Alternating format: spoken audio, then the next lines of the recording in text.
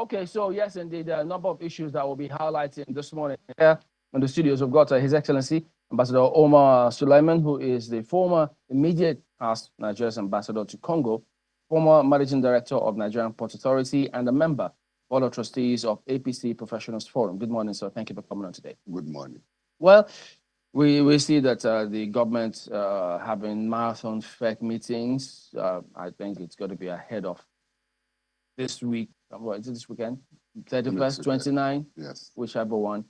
But one key thing that stands out is people are waiting to see the impact of these policies. But I know you've also, you feel the pulse of the people out there in terms of how things are turning out. What feedback do you get yourself from all of these government policies? Yeah, the government policies are there to see that the general public are comfortable and being helped with the situation that's happening. But you have been in Nigeria and the government in Nigeria for very long. Believe me that 1 year alone is not enough for this, to see the fact that the government has already done. A lot of things have been done already, and you can see even the approvals, infrastructure that's coming. And that's the pain of our economy. We need this infrastructure to move forward. You cannot develop the economy will not move forward unless you construct on key infrastructures, power, infrastructure for the economy, the port. So as Bola Tinubu is, our president Bola Tinubu is doing very well to see that he built up infrastructure for the Nigerians, and infrastructure is always a long-term project. It's not a project that you just see the impact immediately. But with little patience, Nigeria will see the effect of what is happening now. How much patience will that lead to me? Yeah, I think for us to see the real benefit of what is coming, I think we need to wait about 2 more years. 2 more years? Yes, that'll be 3 years. Yes, that'll be 3 years. But Your Excellency, you know that businesses, many businesses, given the nature of how they survive in this country, will not last up to 3 years if all doesn't go well. As I've been in, I've been in a high level of government for very long. And I think this is bad, but this is not the worst. Okay. So let's look at, first, when you say 1 year is not enough, ASUU had a meeting yesterday. Yes. And then now they are threatening, they're giving government 2 weeks to reconstitute negotiation committee. Negotiation committee. It doesn't have to take government 1 year to do that. Because what they're saying now is that ever since last year, when ASUU had that back and forth with the former government, this government hasn't even had a meeting. They've not followed up with some of these demands. Several boards are running illegally. They are approving universities, things are going on, but they haven't called ASUU to a table to see, look, how do we proceed? So many were surprised yesterday, asking, wait a minute, you mean government hasn't even met with ASUU ever since then? How can that be? The issue of ASUU and the government is a very long, lingering issue. And for me, as BOT and APC Professional Forum, we are there to see that professionals are involved in situation, and that's why we are bringing in this scorecard we are running on the 21st. And we are bringing in everybody from all sectors, especially now the first phase is like power and economy. The minister the power is coming, the minister of finance is coming to discuss such issues. The issue of ASUU, they have not met them, is both sides of the coin, because I'm not sure that ASUU stressed for a meeting with the federal government and did not get. and vice versa, the government did not stress also. Yeah, but also what they say is that when a new government comes in, also you just wait, give you time. Let's see how the government will approach all of these things. Will the government reach out? How will they approach all of these issues? That's why they haven't been making noise, because they want to see how, give them time to settle. So people don't think that ASUU is being high-handed. But ASUU, that hasn't happened. But if I can remember when this government came in, there was little earlier dialogue with ASUU. I think that was why they were able to go back to work and it calmed down. As I'm telling you, it should be both sides of the coin. It's not just the government. But if ASUU had to call this meeting and give every 2 weeks to reconstitute council and meet some of his demands, what does it take for government to reconstitute a council? Because they're showing signs of former governments in the way they handle this kind of issues. You say this is not the worst, but with these signs that we're seeing now, what's the difference? Now, there's a lot of difference. There's a lot of in the way they're handling this ASUU matter, for instance. Let's not No, we'll look at other policies. Yes, let's not have a hollow effect of just policy of ASUU. Let's look at the bigger picture and the other things that are going on around the country. And ignore ASUU? Well, I'm not saying we should ignore ASUU. ASUU is very, very important. But let's not do hollow effect. Let's expand and see the other sectors. The ASUU issue, they have given alternative. I'm sure the Minister of Education, I think that's why ASUU is happening. We'll meet with them and find a solution, and if your constitution should be done. That shouldn't be, the government shouldn't be judged on ASUU meeting or not meeting. No, government will be judged on policies that affect each sector. Exactly, but you're professional. But not one policy. Yeah, but if you're in health, yes, you will look at health. And if government has not impacted you positively, you will judge them on that policy. Yeah, that's what I'm saying. The minister will look into that since they have given ultimatum. I'm sure the minister will immediately look into that. Okay, because it doesn't take 1 year to do this. That's on the one hand. And then, which policy? Because I'm looking at several issues and look and say, whichever one I pick now, there'll be question marks. No, pick anyone. In terms of government. So you're saying you're going to be discussing some of those policies, yes, with the professionals forum. Yes. So in terms of how the government has handled the economy, yes, the cost of living, yes, for a lot of people is over the roof. You say you've seen governments and this is not the worst. What is worse than now in terms of the price of petrol, the living wage, the purchasing power? What is worse than now? Have we had it this worse? The exchange rate, has it been worse than this?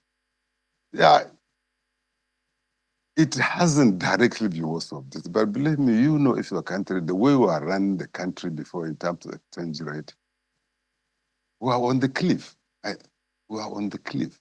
And this what has happened, it's just the apex and we are broken down. The subsidy, you know, that subsidy was the major problem that brought in this.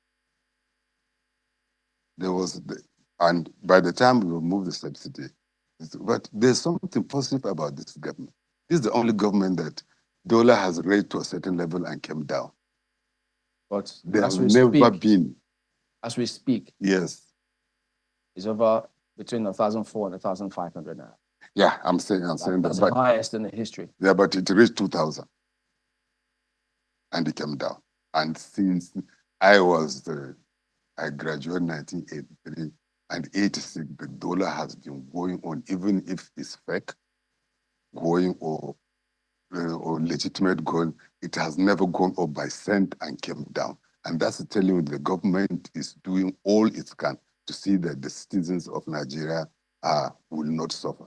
You know, in every government, there are saboteurs, especially in the economy. Are there saboteurs in this economy, in this government, at this point in time? Of course, at this point. What area are they sabotaging? You have seen yourself, people arrested, who have been arrested on issues of currency. So what are they doing? The court hasn't proven anything, so they're innocent until proven guilty. Right? Yeah, okay, I agree, but that's what happens. There are people out there sabotage the economy, even if they are not arrested or they are not tried and found guilty. And the government is doing all it can to see that they address such issues. Is there subsidy at the moment for petrol? Because, yeah, sorry, go ahead. Yeah, you're asking for this. Yeah. Actually, it's a good question, but I don't have answer for it. I cannot answer the question right now. I will need to consult if I need to answer the question from Minister of Petroleum, but now I cannot tell. Isn't that a concern? Because if they were doing what they can, the policy will be very clear to the professionals. Professionals forum, for instance, they will know, because you know that business people plan based on some of these policies. So if those policies were really clear, by now everybody will know it. But if we're not sure of what it is or confused, how do you progress in that scenario? Our interaction as a peace professional body is we are not in the government, we are not on the seat of the government of day-and-day operations of the government. We meet from time to time. We invite the MDS, the officer, to discuss from time to time. So we are not in the privy to know exactly the policy that has taken place today, until maybe when we meet in a month or two time before now, pick the policy, look at it, discuss with our own professionals before now. If there's anything to advise the government on it, then we do. But we are no policy. We are not running the government.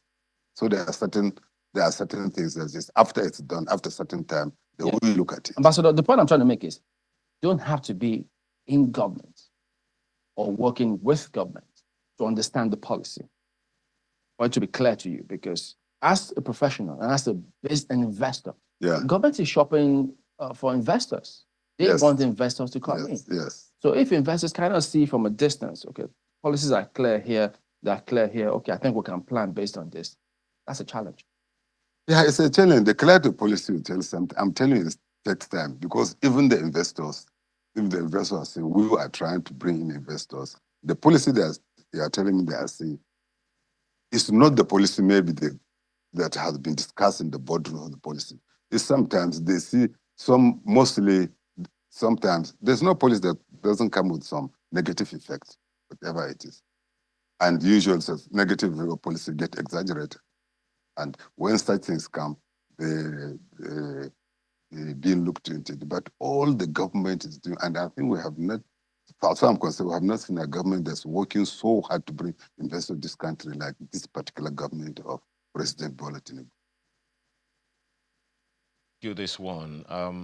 Part of the issues that you've raised with my colleague Chamberlain, first thing that came to my mind when you started talking to him is to ask you how you think Nigerians in diaspora perceive the initiatives of government. I mean, Chamberlain asked you the other time and you responded that 1 year is too little and that the president needs at least 3 years to be able to make some significant impact. From our experience, the first 2 years is perhaps the only period for governance. The third year, politicking has started. And I don't see how any Nigerian would expect that any government would be more interested in anything significantly. We're preparing for the election year, and then by the fourth year, we're preparing for the election itself. So how do you think Nigerians in diaspora perceive what's going on right now and can even trust that this government will make any significant impact? That is why, as I agree with what you are saying, the Nigerian diaspora are also watching.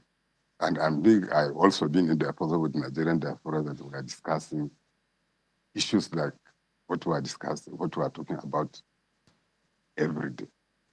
They are watching the policy of the government. And believe me, they are also seeing that the government is trying its best to see that investors are coming into Nigeria to invest, especially the diaspora themselves.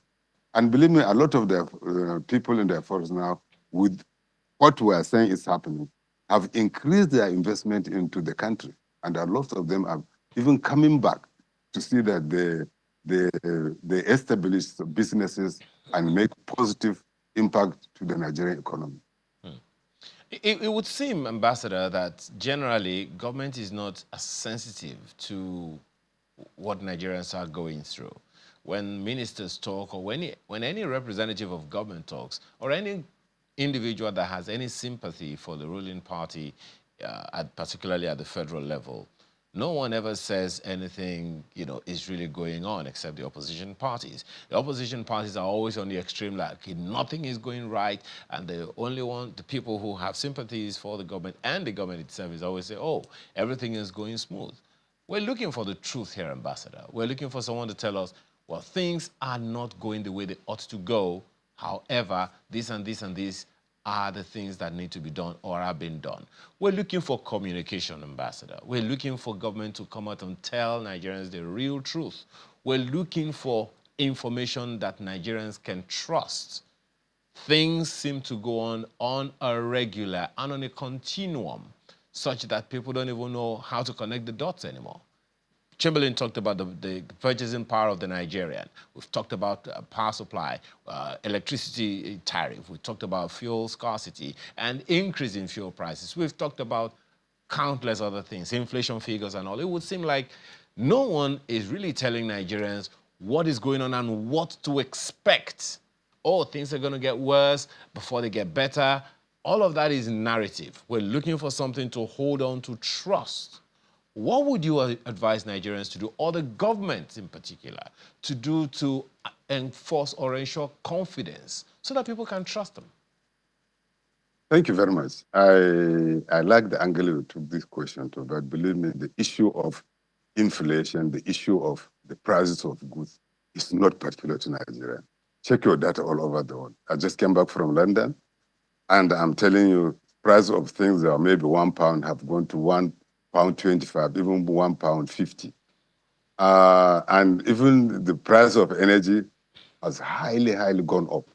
So, in America is the same thing. It's the issue of increase of purchasing power of citizens of the world has changed tremendously. It's not only Nigeria. Something has happened globally, and it's not only Nigeria. It's just that as a African country and third world country, we assume it's only us. And actually it's because maybe we don't communicate very well before some things happen. But actually this thing is global, and especially me that has been in other African countries. It's just that we look across and just think that it's only your own that is bad. But believe me, in terms of pricing, in terms of governance, in terms of Nigeria is doing a lot. And President Bola Tinubu is doing quite a lot. It's I just apologize that for when you butting in, Your inherit, Excellency. I apologize for yes. butting in, but that's them. This is us. That's London. Yeah, this is them. That's the US. Just a second, sir. That's them. This is us.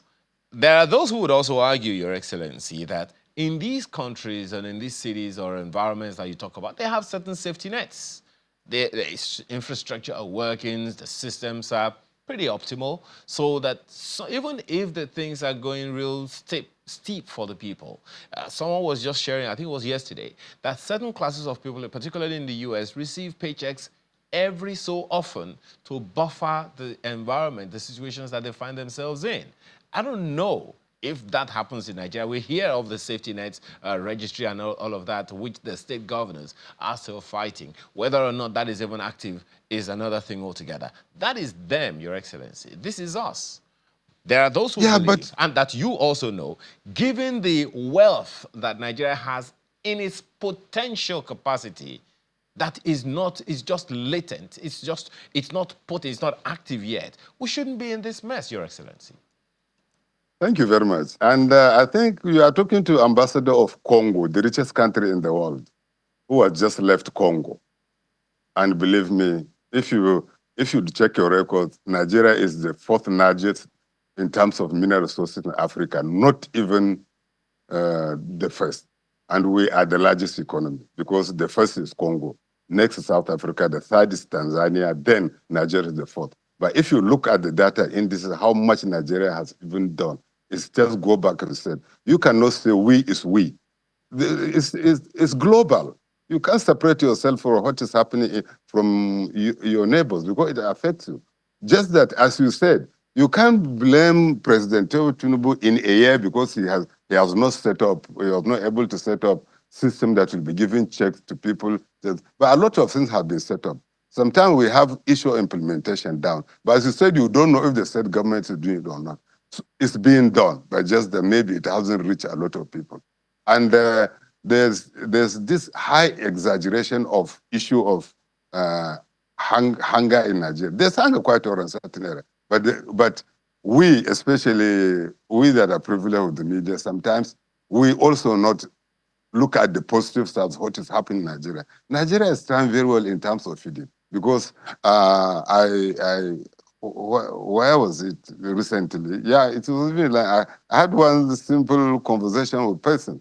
I came out, he said, from where are you? She said, I told him, I'm from Nigeria. He said, Nigeria is security issues in Nigeria. And unfortunately, I was talking to somebody from, I think, Yemen. I told him, where are you from? He said, why are you here? I told him that, and they were collecting stuff to send all these countries. I said, have you ever had them collecting food to send to Nigeria? He said, no. I said, okay, as far as we hear about Nigeria, there are certain aspects of Nigeria that we have not reached why the other countries have reached. At least in Nigeria, within ourselves, even if it's from neighbor to neighbor or the government to everything, we can feed ourselves, which other countries cannot have. And believe me, I've been around, especially the Central African countries, that in terms of governance or trying to help them, we as Nigeria and people were doing much. It's just that it's normal. People will not see we are doing it as much as is expected. But let's give President Tinubu sometimes, because a lot of policies that we are looking at that we will discuss with people, and that's why we are doing this forum on the 21st. We are calling all the key stakeholders. We will discuss, formulate everything, and from time to time, we now discuss with them, send to the government if, what we feel to be done, and that's our job. Because in the AP's professional forum, all professionals are there. Every profession you can think of are there at high level. People that were governors, people that were deputy governors, people that, like me, who are chief executive of big institutions, we are there, and we have seen it all. So that's what we are doing. Ambassador, the president himself did tell us, I asked for this job. I sought for this job. I wanted this job. Don't pity me. So when people hear you say, give him 2 more years, some will wonder. But the man himself, not sure he requires all of those time, because he himself has said, from when they listen to him, he's expected to hit the ground running. And so if people don't see those kinds of results, they will ask questions. For instance, we were told in this country that PH refinery will come on stream. Wasn't it last year? Yes. As we speak, nothing's going. It hasn't come on stream as it promised. They've given us several dates of when the Port Harcourt refinery was going to be on stream. That hasn't happened. When the president came on board, that same day, he spoke about petrol subsidy removal, and that certain thieves, how did you call it? Maybe you use the word sabotage. Yeah. Does it take 1 year to arrest and prosecute the so-called subsidy thieves? Because if you're in private sector, you have a probation of 6 months, sometimes. Yes. To see if you perform or not. Yeah, of course. But this is a year. Do you know anybody that's been tried as subsidy thief? You said, if I'm professional, this is government. Are there different standards for a president who said, I sought for this job? Don't pity me. Yeah. Listen, as a passenger and as a driver, your views are different. He was a passenger. Now he's the driver. Your views are completely different. Meaning? What he was expecting immediately to hit, especially, it's just like we in engineering, when you want to go and fix a renovation job. We hate renovation job as engineers, especially civil engineers. Because what happens is that you look at this ceiling and say, okay, this ceiling is broken. By the time you break the ceiling, you find that the rafter is already broken. So this is the type of situation he finds himself. No, by the time he's on the seat, what he saw there actually is not exactly what he was expecting. So it was worse than that. What he expected. What he was expected. You need time, and you need real commitment and committed people to be able to fix that. And that's what he's doing now. But isn't it is different? Some will say it's different because he campaigned for the job. He has said it himself. We campaigned. We promised you. So we have to do what we have said we will do. Unless you want to tell us they were lying to us when they were promising us all those things. I'm not saying, no, it's not a lie. I've just told you what happened. So it's not a lie. It's the same party. It's not opposition party.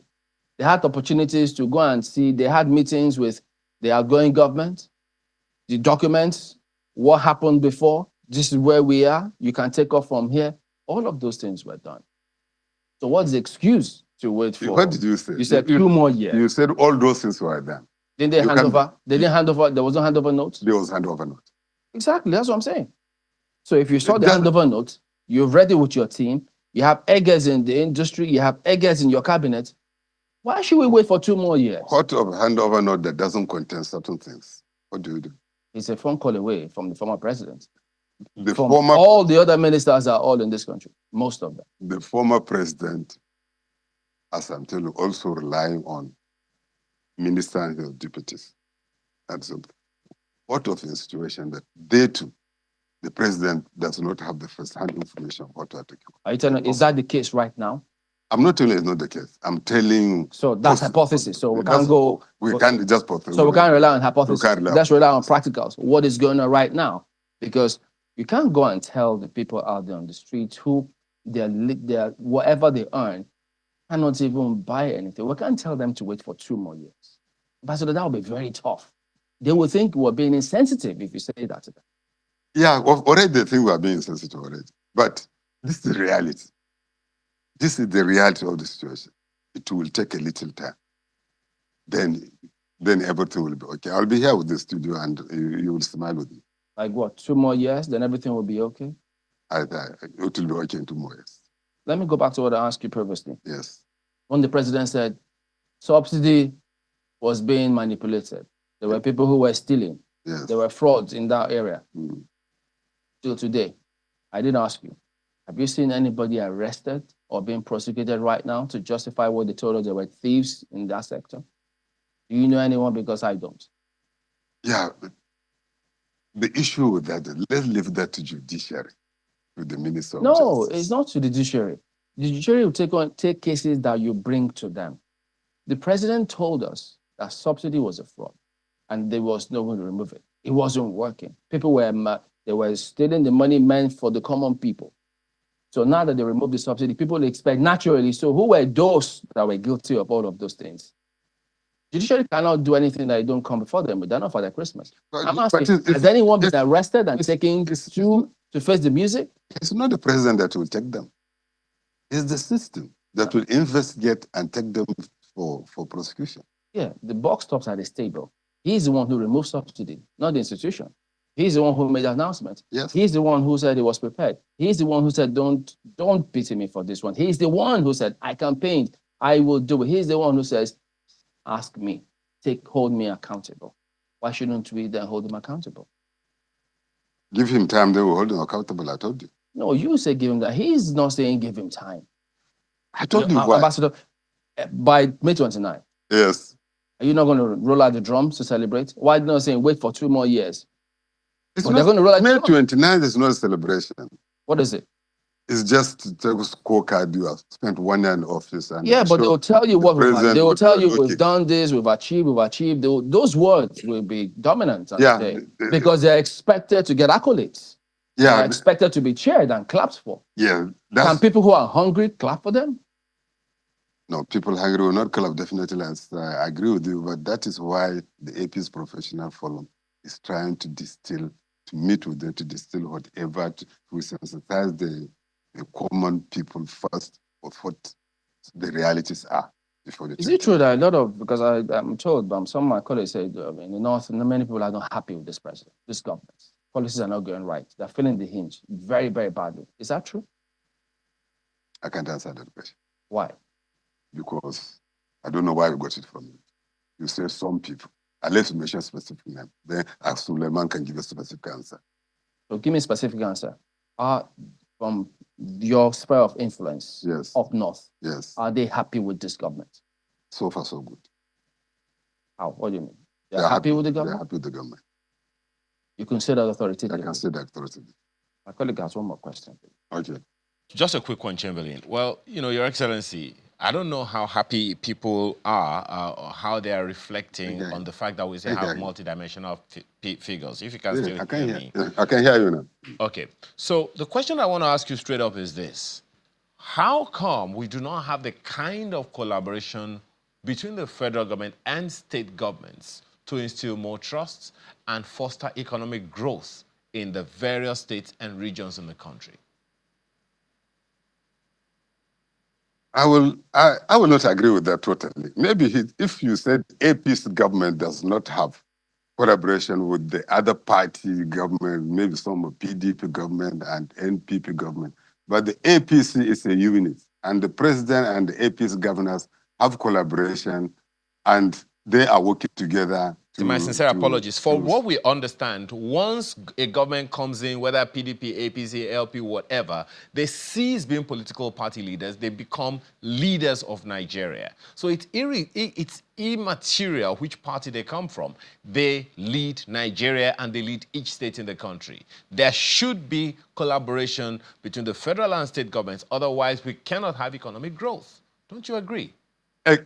Exactly, I agree. They should be. But you said they should be also. But it now depends on the individuals and the individual states and whatever they feel about the center government.